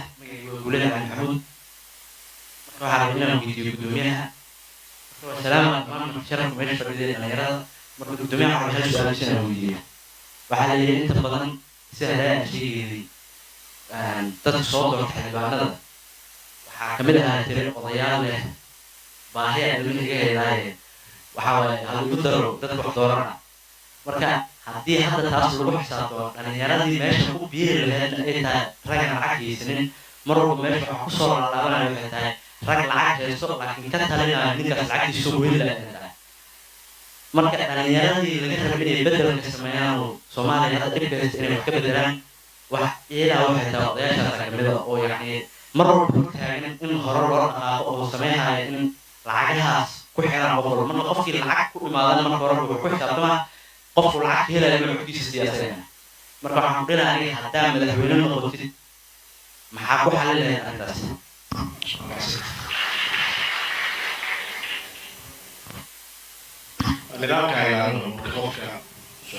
بسم الله الرحمن الرحيم السلام عليكم ورحمة الله وبركاته marka intaan salaamayaa hogaamiyaha xisbiga wadajir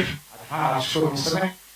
waxaan ugu mahadnaqayaa geesinimada iyo nafurista mar walba iyo xilli walba iyo goob walba ugu taagan yahay inuu ka dhawaajiyo runta iyo wax waddanka ka socda iyo wax malawaalka ay dadkeena maalin walba lagu wadaagay waxaa xaqiiqo ah annaga dhammaanteenna siyaasadda dhalinyarada hadeertaan ka shaqeynayo marka aan furaysano meelaha fadhino waxa ugu weyn ka shaqaysana waxay tahay sanadkan xildhibaan keenisaysaa sanadkan yaa wata ama yuu wataa ninka aad la socoto dowladdaas iyo dowladdaas maxaa farqiga u dhexeeya waxa ugu badan ka hadlayna waxaas waxaan dareemaysaa siyaasadda waddanka inay noqotay meel yar oo macaash iyo wax kala bedelasho iyo mataqaana magacays loo gala ee aan loo gelin ajendo weyn oo waddanka iyo dadkiisa lagu samtaxinaa in lagu badbaadinaa sidaa daraaddeed marka runta jirta ee hogaamiyaha uga dhawaajiyey boqolkiiba boqol ugu mahadnaqayaa waxaan rajaynayaa barnaamijkiisa joogtada ah inay wax naga bedeli doonaan insha allah waqtiga dhamaastir su-aalihii aan markaa inaan gudagalo mudane musharax waxaan rabaa weydiiyo magacayga waa Abditax Daahir Cabdi mudane waxaan rabaa inaan loo su-aal weydiiyo su-aasha ugu horeysa waxay leedahay meesha hadeertan khatarta aad ka muujisay oo ah in sida Afghanistan ka dhacday oo kale ay naga u dhacdo oo ay nimankan al-shabaab oo waddanka sida fudud Afghanistan daalibaan lagu wareegay kale ay loo wareega in karna caqabad kale oo ka weyn ayaa waddanka ka jirta oo ah waddankeenu 4 sano ay dowladda jirtay waxaa dareemaysaa in aad loo isticmaalo qabiilka yidhaah ummaddii dhanna qoorta la isku geliyey weliba soomaalidu waayihii dambe ee dagaal qabiileedyadu socdeen qabiil gooniyu adgaraaday oo dagaalka ku adkaada muusan jirin laakiin waxaa jiray qabiilo fursadaha waxbarashada iyo dhaqaalaha iyo dowladnimada iyo waxaa ku hormaray iyo qabiilo badan oo aaminsanaa in la dulmiyo dowladnimada lagu dulmiyey sidaa daraaddeed marka maadaama dowladdan qabiiladii aaminsanaa in lagu dulmiyey siyaasadda ay aad u isticmaashay dadkiina iska hor keentay oo maanta dadkii oo dhan qabiilkaas la isku wada haysto ma jirtaa caqabad dhankaas qabiilka ah in waddankeenu ay halis keento oo ay ka weyn tahay arrintan al-shabaab maadaama al-shabaab annaga hadeertan arkayno in 10 sano ama dhowr sano waddanka kooxa soo mari jiray kooxa waddanka soo mari jiray sida hogaamiye kooxeedyadii kale waqtiga soo jiray oo laga yimid oo laga soo gudbay maxaakiimtii waddanka qabtay laga soo gudbay oo laga yimid al-shabaab in si fudud looga gudbaa mas-uuliyaad tahay oo arrintan qabiilka ay ka saameyn badan tahay midda labaad ee raba inaan soo gubeynayaa midda ugu dambeyso mudane musharax midda labaad ee raba inaan weydiiyo waxay tahay haddaaba ka soo qaatay in qatarta al-shabaab waddanka ku hayaan oo kale ee america leeshiya keliya ay tahay annaga waddankeena waxaa 10 sano ugu dambeeyey aad u soo farageliyey oo siyaasadiisa iyo ciidankiisa usoo galay dowladda turkiga ee walaalaha turkidu hadeertan waxay muujinaysaa inay tahay awood islaamka u soo baxday oo siyaasadda islaamka ku saabsan adduunyada inay kala gorgortanto sidaa daraaddeed marka turkida inta aan isku hadlayn karno xaggee gaarsiisanta isku hadlaynteeda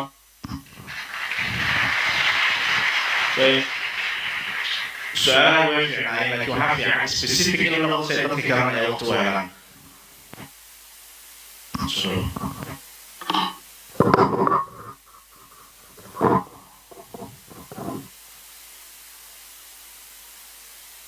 هو عيني عبد الله عبدي وكومنتيز وصول وين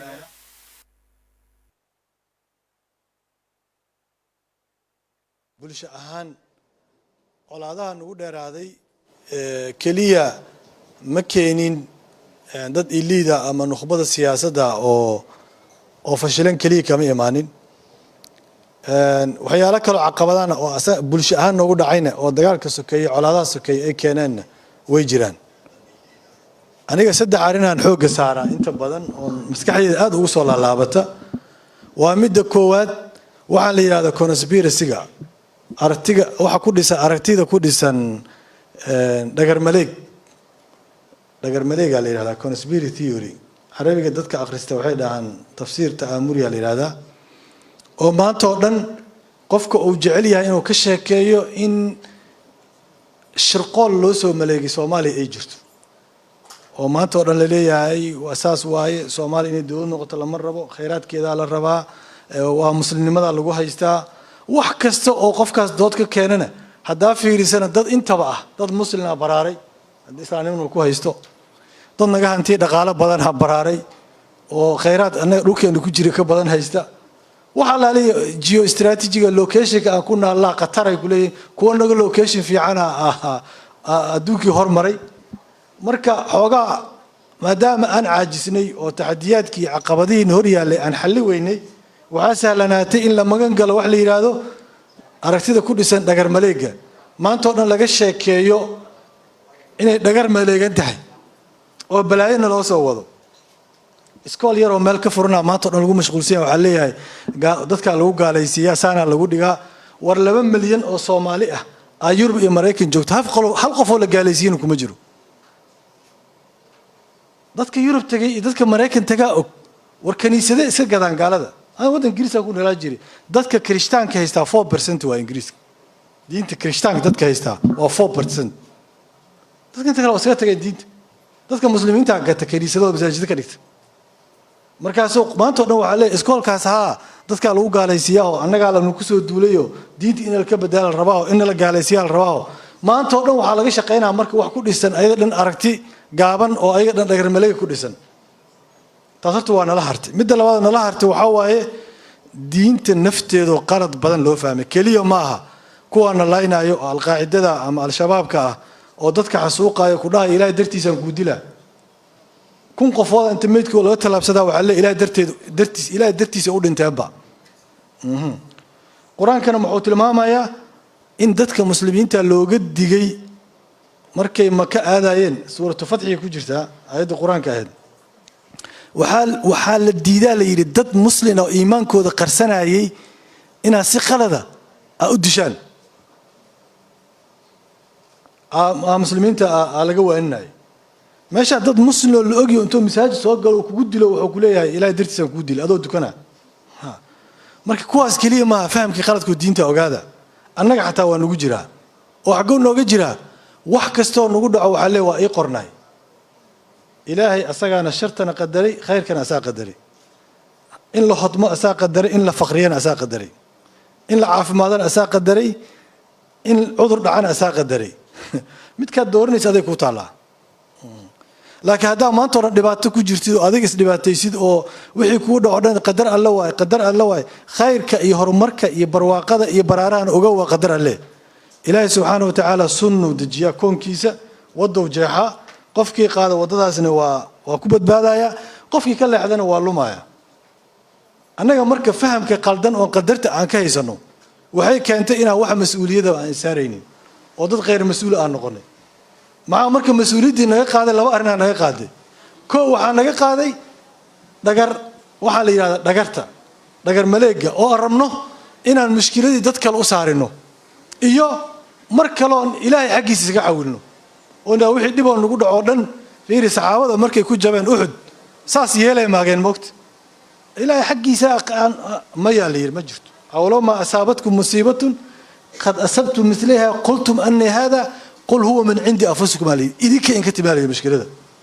taktiga dagaalka qaladeen aagii nimankii nabiga oo ku aadiyay inay boorta u xidhaanayaan ka soo baxay jabka idinka ka mas'uul ah waa laga diiday inay xaq isaga leexiyaan marka annaga wixiina xaqan ku leexina waxna dhagartaan aan aadina labaas marka waxay keeneen in mas'uuliyad iska wareejino mid ku saabsan maxaa cayiman oo al-shabaab dad al-shabaab yaqaan waa joogan dalkan kuwa kamid ah jiro ka soo goostaa jooga oo taakataaki iyo geedgeed u kala yaqaan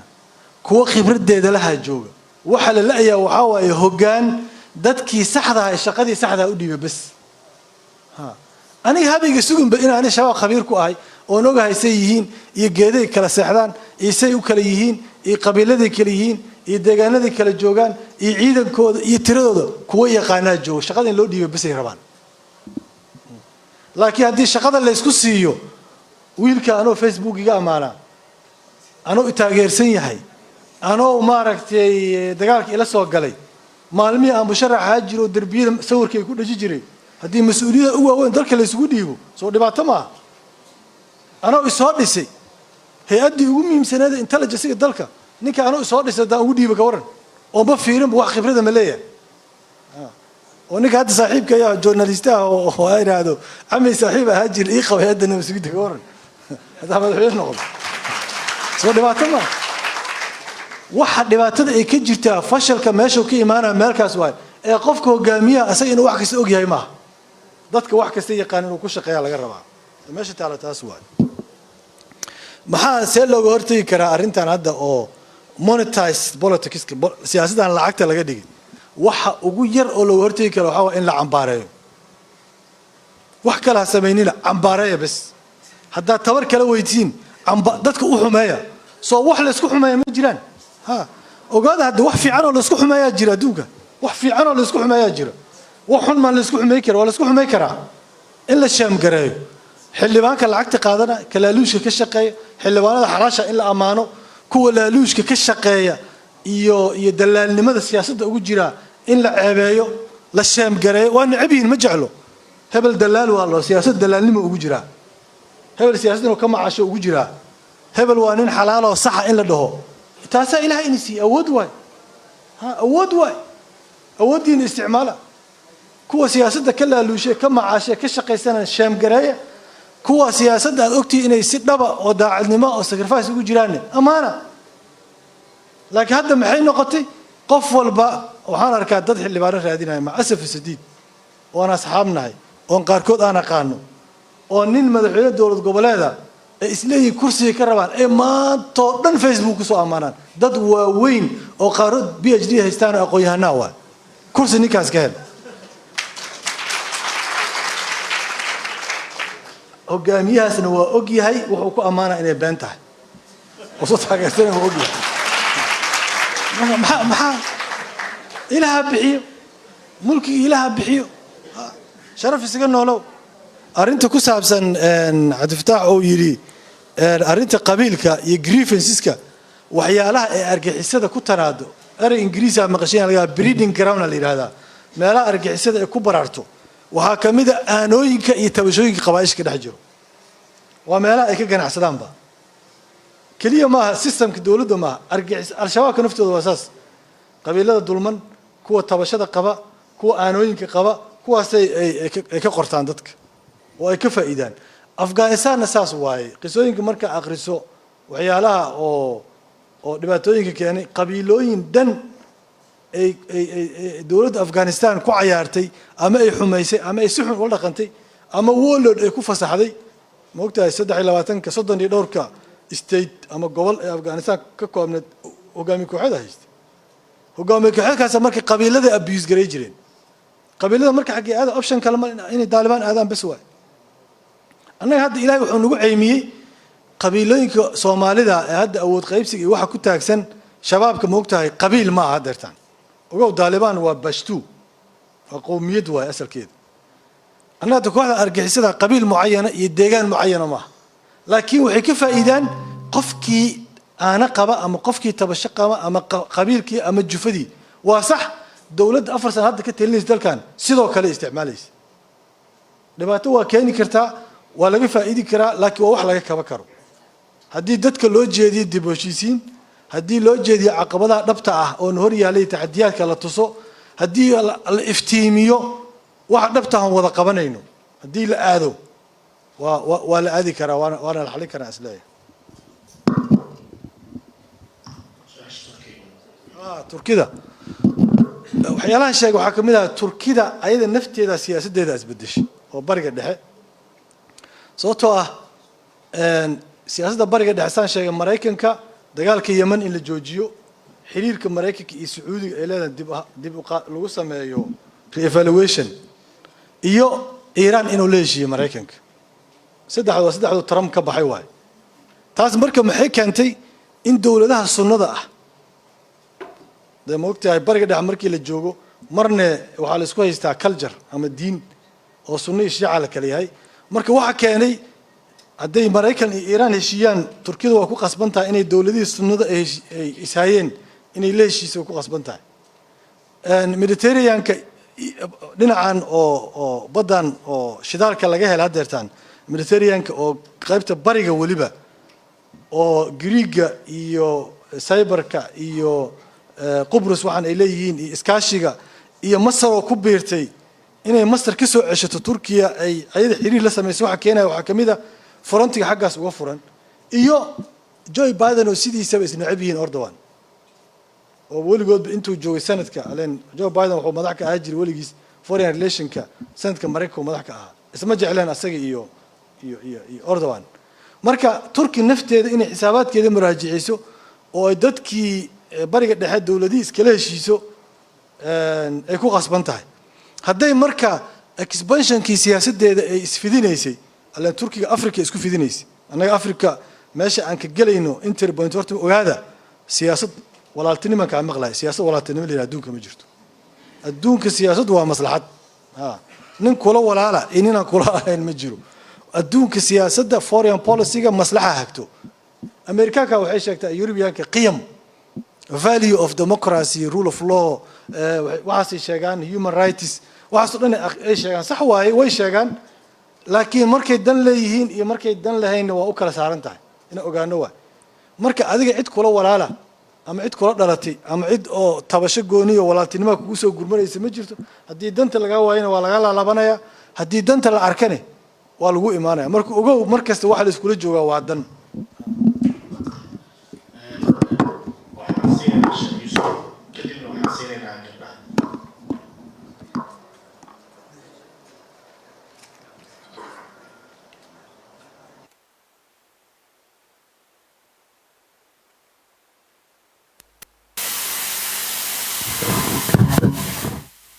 بسم الله الحمد لله والسلام على السلام بعد ربي تذكر السويد والآن يا أمهات إلينا مرة كدودية والسلام هاي ثلاثة سلام كان كل سلامة كل جيد والسلامة السلام عليكم ورحمة الله وبركاته أنا قلت من الكدودية شعب كتب مالي دائما يعني قابل يوسف دولة الإسرائيلية قابل أي حي ما يلعن لكن شارك أي غلطه يكون شيء ومسماس وقدر كيجا وملاحظة وقامته وذلك الود ملاحظة الوضع أي سمعه oo ilaa qofka madaxda ah ilaa qofka ruuxaaqa wuxuu ku yimid cadaaladdarro cadaaladdarradaasa shidaal u ah marka jiritaanka al-shabaab marka magacayga waa looyaqaanaa maaleena waa sheega waa leeqaanaa marka shidaalka cadaaladdarradaas ayaa jiritaanka al-shabaab u ah shidaal ay ku nool yihiin waxaa kaloo nolol u ah hadda 40 sano waa su-aasha ah 40 sano oo hadda soo dhaaftay waxaa isku milmay al-shabaab iyo dowladnimadii khatar weyn baa meesha ka jirta khatartaasi see lagu daweyn karo maasanta maasantihiin mikrofoonka ugeys wax gabdhaha su-aal qaadanaya ma jiraan ay gabadhaasi cijada kacsiinay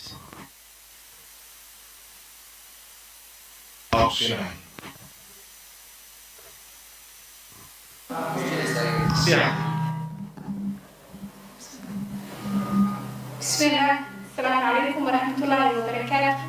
aad iyo aad ayaan u salaamayaa dhammaan inta kasoo qayb gashay madashaan quruxda badan leh waxaan qabaa su-aashaas waxay tahay siyaasiyiinta soomaalida doorashooyinka u imaado waxaan aragnaa keliya xilliga doorashooyinka markii laga guulaystana waxaa meesha ka baxo oo inta is soo sharaxaysay meeshan waxaa ku helay qofkii loo doorto madaxweynaha ma isdhihi karnaa waxay ka fikirayaan keliya dantooda wax oo rajo ahna kama lahan mustaqbalka dalka halkaas su-aal ayaan qabaa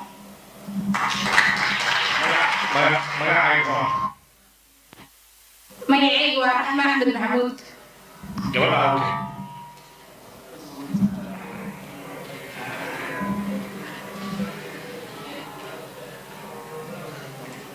Where is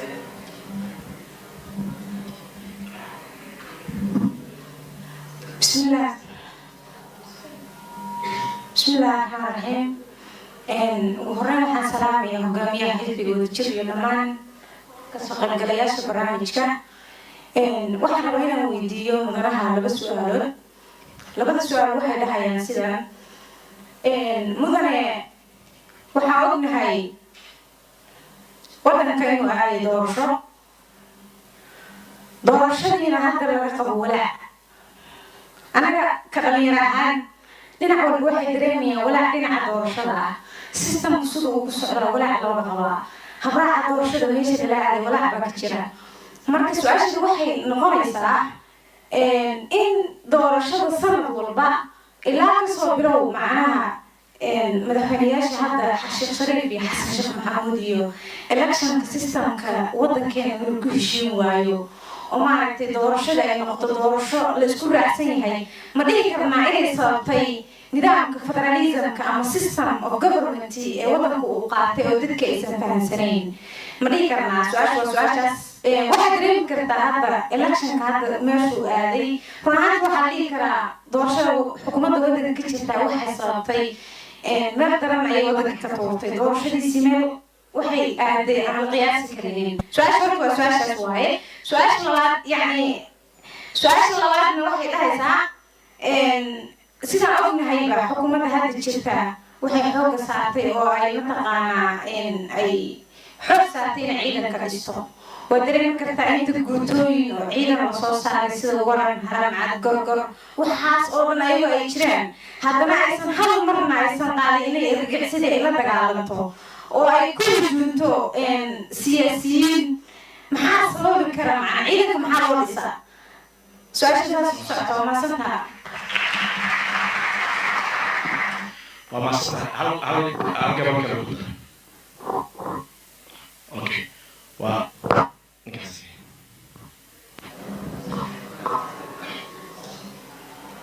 بسم الله الرحمن الرحيم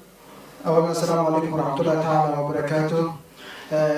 waan ka salaamayaa dhammaan inta kasoo qayb gashay waxaan rabaa hal mar inaan soo gudbiyo laba su-aal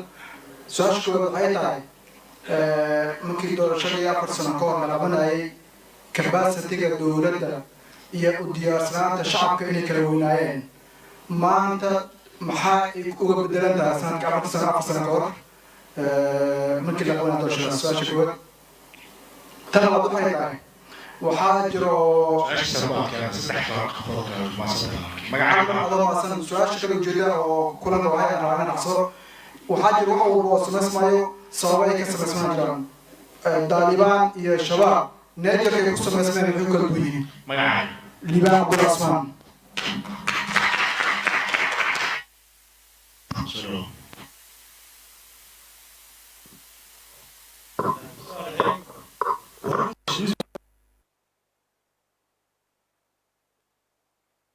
looga qoostay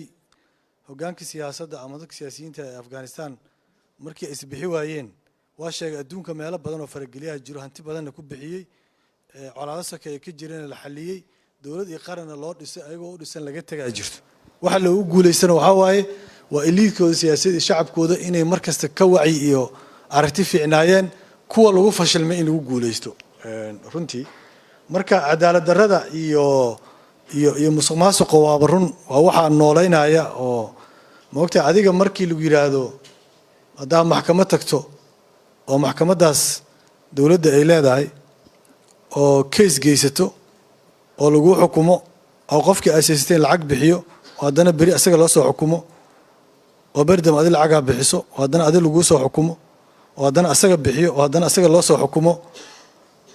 cadaaladda shabaab oo halka mar ah oo haddii qofkii loo xukumo ay u kala dhamaatay yaa dhaanta soo maaha taasa aadaysa dadku taasay aadayaanba shuur shaki ma leh marka waxa in looga fiicnaado la rabo hoggaanka siyaasadda oo fahmo la rabo waxa waaye kaas waa tusaale yar oo ku saabsan qadaaga ama garsoorka laakiin systemka dhan asaas u samaysan marka waaba qasab marka in laga tagaayo oo laga guuraayo waxyaalaha marka ceebta loo yaqaanana kuma jirta musuqmaasuqa dhibaatada ka wajahayta musuqmaasuqa ceeb looma yaqaanaba oo hadda wuxuu iska noqday wax caadi ah oo bulshada indhooda caadi ka ah laga yaabo hadda haddaan in la kaftamo aniga hadda hoolkan ka baxo waxba sigaara shito ونكين عبد الشكور هاي وأول ما تذكي لي سوما لكن هدان إسكا قرطو العقد ولديت نرجع أن هاي وحصود عصدي مركا أنا نفته إن سان روح أركينو يكون عرنتها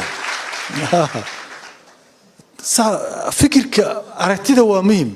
نبي مركو صحابة كبدل عليه الصلاة والسلام عرفتي مركو بدلعي عرفتي كبدلعي سوى هو أركان جيسي مع تقانينه يري ما كان سيد إنك لك دين تبادن ما هو راي geesi waxaa la yidhahdaa qofka markuu caroodo isqaba kara fiiri wuxuu bedelaya si thinkingkoogu bedelaya nabiga marka annaga ilaa ay aragtideena dowladnimada isbedesho ma sahlanaanayso inay wax noo hagaagaan cadaalad darro saas maxaa isku milanka keenay eedaha inay dowladda iyo isku milan yihiin al-shabaabka waxa keenaya waxaa ugu muhiimsan in dadka hoggaanka dowladda ay rabaan inta kale inay ka adkaadaan inay leeshiyaan maaha dalkan muxuu ka soo baxay colaad sokeeye dadkiisa maxay u baahan yihiin dib u heshiisiin reconciliation kow ah is aqbalid inay la ogolaado haddii marka rejiimka talinaya ama cidda talada haysa ay istiraad dadka ka adkaaw wax walba u isticmaalee etoobiyana waa isticmaalee dowlad aad jirta Soomaa Itoobiya u keentay in inta kale ka adkaato kacdoona lagu sameeyay Soomaa maxkamadda halka ka imaadeen halkaas ee marka haddii marka ay dowladda talinaysa istiraado si aad dadka ka soo horjeedo ama maamul goboleed ama siyaasi ama baarlamaan ka adkaaw wax walba u isticmaal including lagu daro xataa al-shabaab halkaas oo halkay mushkilada ka imaanayso al-shabaab kana marka wuxuu sameeynaa asna waa ku isticmaalaa marka waa isticmaalaysan bas quraanka marka waxa ku jirto jinniga insiga waa soo shaqeystaan moogtahay marka aayad quraan oo dhaysa jirto alla weydiina qaalu rabbana istamta'a ba'duna bi ba'din ilayhin istimta'a waa isku soo raaxaysan waa soo kala danaysan ilayhin moogta jinniga iyo dadka la shaqeysto insiga jinniga marka haddii aad ku shaqeysan maagta asna waa kugu shaqeysana marka halkaas waa meesha dhibaatada ay ka imaanayso hebel iga qaariji aniga in la hadlaaya weerarkii hore ee dowladda markay ugu sameysay ayaan la joogay dowlad kamida dowladahan dalka joogade saameynta leh yaa ila wadaagtay in uu jiro halis ka imaanaysa dhinaca shabaabka oo aniga igu aadan meesha ka timid ay dad dowladda la xiriir ay yihiin aniga Cabdiraxmaan ay u dhacday qof kale iska dhaaf marka haddii marka la maago hebel iska celi waa meel kasta loo maraa taas waa mid keenaysa marka in la macaamilo ayaga ah waa mid aan su'aasha gabadhii ugu dambeysay magaceeda ma isa sheegin ciidanka markii la dhisanay qaranka looma dhisin ciidanka haddii qaranka loo dhiso qaranka u shaqeynaa wuxuuna ku ekaanaya wixii qaranka ku eg gorgor haramcad waxaan xayawaanada lagu wada magacaabo baalada danab waxaan ku magacaabo maaha dhalinyarada loo tababarayna ma xuma dowladaha noo tababarayna ma xuma inkastay dowladaha kala duwan yihiin fiir Ameerikaanka danab kuwa leeyahay tababaran wax aan argagixisay inay la dagaalamaan ahayn uma ogola laakiin Turki sax waaye dowlad islaam waaye maxay sameynaysaa ciidanka waa soo tababare hubkay siinaysaa meeshii aadaa ayaga shaqo kuma leh hadday marka ay ra'iisul wasaare weeraraan ama hadday gudoomiye baarlamaan weeraraan ama hadday madaxweynaha naftiisa weeraraan ama hadday ay siyaasi weeraraan annaga waxay ku leeyihiin dowladda Soomaaliya u taala waxay u isticmaalayso laakiin Mareykanka ama Ingiriiska ama Yurubiyaanka waxay tababaraan inay hayaan ay ku tala galaan oo aysan loo isticmaalin waxaan ahayn argagixisada waa inta marka aan Turkida mar walba kala hadalno oo dhaano ciidanka daadig tababaraysiin hubka xataa ayagaasi hub Turkiya la siiyo hubka lama siiyo hubka ee gorgor la siiyo Turkida iskala hubka rasaastana ayaga iskale markay dagaal galay ayaga u qaybiyay iskama keeni karaan macnaheedu hubka ay haystaan ciidan gorgor akayaasha oo suuqa laga gato ma aha ama dawamishaarada suuqa laga gato ma aha waa inay xerada Turkida laga soo siyaaro rasaasta marka way dhigi karaan hadaa meel qalad u socotiin raali hada meel qalad u socotiin intaas waa inta laga rabo ayna sameeyeen marka ciidanka hadii la tababarayo waxa loo tababarayaa inuu qaranka u shaqeeyo inuu qof u shaqeeyo ma allan qofkii waaba tegi karaa moogta qof shalay madax ahaa hadda gudoomiye baarlamaan jawaari ah soo nin madax ma waa ka tegay xasan khayra wuxuu ahaa ra'iisul wasaare waa ka tegay farmaajo hadda madaxweynaha waa tegay ciidankii qofna u shaqeynaa saqarna u shaqeynaa ciidanku in loo tababaran qaran u shaqeeyo qof u shaqeynin intaas ku haysana dowladdu waa intaas uu kaliya marka federaalka ma laga yaabaa inuu yahay waxa raxma su-aashay tiri ahaa xilliga doorashada la yimaada sax waaye soomaaliya maxay tiraa ishiisa laga arkaa ushiisa lagu tumaa soomaaliya waxaa laga arkay nin last minute iska labisan oo jaakad qaba inuu madaxweyne iska noqon karo intaa laga arkay indhaha dadka soomaalida laga arkay marka maxaa diidaa hadda dadka xildhibaanada u wada dhajiyin boqolkiiba 80 waa dadkii diaspora u badan yihiin waa fiiriyo moogta 80% diaspora loo badan yahay dadka hadda xildhibaanada u dhagan yihiin boorarka sababtoo qofkii maxaaba Yurub iyo Mareykanka shaqada taala waa adag tahay da ogtii hadii kala moogi subaxii qofka ugu sahlan 7 subaxnimo ama hal saac saa u naqaano shaqada galaa qaarkood 2 saac ay galaan qaarkood maxay galaan 3 saac ka ugu dambeeyo waxay ka soo baxayaan 11 saac ama waxay ka soo baxayaan 12 saac night shiftiga kuwa gala habeenkii gala ku sii daraan lacagta dhan oo bish shaqeeyo waxa laga yaabaa $2,000 inay tahay digu xameelay Yurub iyo inay lacagta la America haddii loo sheego marka xildhibaana iska noqonay 3,000 baarlamaanka ka qaadanay mooshinada waxa la isku dardaro bishii kuna heli haddii la yiraahdo ma shaqada dhibka badan maxuu ugu rafaadaa meeshaan bitaallahi ogow Yurub dadka dhibaatay ku qabaan inay raaxo ku qabaan ha u maleynina marka hadiiba inta la soo labisto xildhibaan la iska noqon karo madaxweyne la iska noqon karo wax dhib aan lagaga baahnayn markay dhamaato shaqadaada iska noqonaysid aad soo shaqaysanaysid markay doorasho imaad soo noqonaysid haddana fiirinaysid nasiibkaaga saas dee annagaa u naalla waxa la bedelo loo baahan yahay taas waaye xaggee jirta dadka intee la dhaho waay war doorashadii hore nagu kaa dambeysay xaggee jirta in la dhaho waay xisaabtanka meesha oo ka imaanayo waaye meesha oo in la saxsan la rabo marka annagana ka arkay federaalka miya waxa keenay liibaan arintiisa federaalka ma dhib keenay federaal dhib ma keeno federaal waa system sidiisa dhib ma keeno waxa dhib keeno waa dadka federaalna sidiisaba adduunka dhanba labo dad badan oo xoogaa ku wareersan aan arkay federaalka sidiisaba laba loo keenaa dowlad kala tegayso in la isugu celiyo dowlad dhexe oo kaligeed dalka TN oo kala 90 dumaysay dalka xamar laga maamuli jiray awoodda dhan xamar ay taali dal kala tagaya in la isugu celiyo holding together dhahan dadka soo alif federaalka dal kala socda in la isugu celiyo oo awoodda la baahiyo ani daga Buuliburti la ka yimid gudoomiyaha degmada Buuliburti madaxtooyada laga soo magacaabi jiray markay dumaysa hadii la yiraahdo dadka reer Buuliburti is doortaan gudoonkooda ha doortaan ayaga dadka reer Hiiraan gobolka gobernatooraha gobolka ha doortaan waa awoodooda la dejiyay Soomaa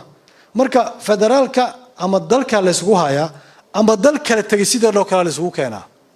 waxa la yiraahdaa asagana coming together dadka in la isugu keeno waay marka federaalku asaga cilad ma laha dad ku shaqeynaa waay cilada Nigerka ay ku dhalatay dabeecadda ay ku dhalatay shabaabka iyo Taliban similarity badan isku akaasho badan ay leeyihiin ciidanka ajnabiga soo duulay khilaafka siyaasiyiinta ka dhex jira anaga inta waloora ka jiray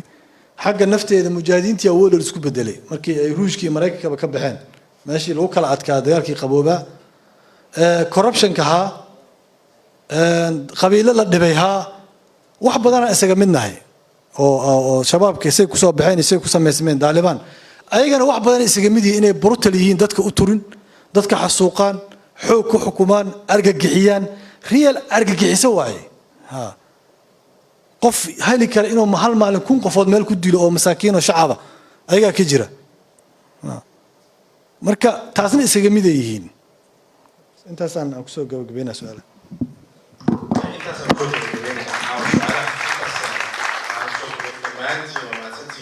marka message-ka halkaan rabo inaan ka qaadano caawa waxay tahay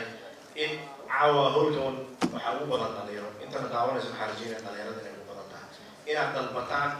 dadka eliidka ah caawa waxaa halkan la dul istaagay ku celceliyay eliidka inay waddanka meel khatar ah ee dul dhigeen ee muddo badanna fashilka qayb ka ahayn inaad dalbataan inay su'aalo adag aad weydiisaan inaad sheegaraysaan actionkooda boosha xun marka dhalinyarada waxaa laga doonaya inay qayb ka ahaadaan isbeddelka deerbaan marka isbeddelka inay banaanka ka taagnaadaan kadibna su-aalo kama weydiin karaan marka in dadka musharaxiinta ah ee waddanka raba inay su-aalo adag weydiisaan directly indirectly marka waxaan isku daynaa in madaxahan oo kale aan badino oo qoysas ku aan waa mahadsantihiin dhammaantiin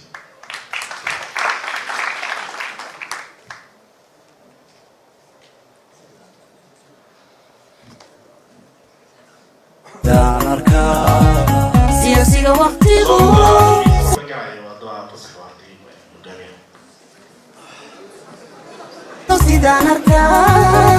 sidaan arkaa xilka saara oo saara ka siiya oo siiya xilka saara codka siiya xilka saara codka siiya saakaba shakuur cabdiraxmaan cabdishakuur xilka saara oo saara codka siiya oo siiya xilka saara codka siiya xilka saara codka siiya saakaba shakuur cabdiraxmaan cabdishakuur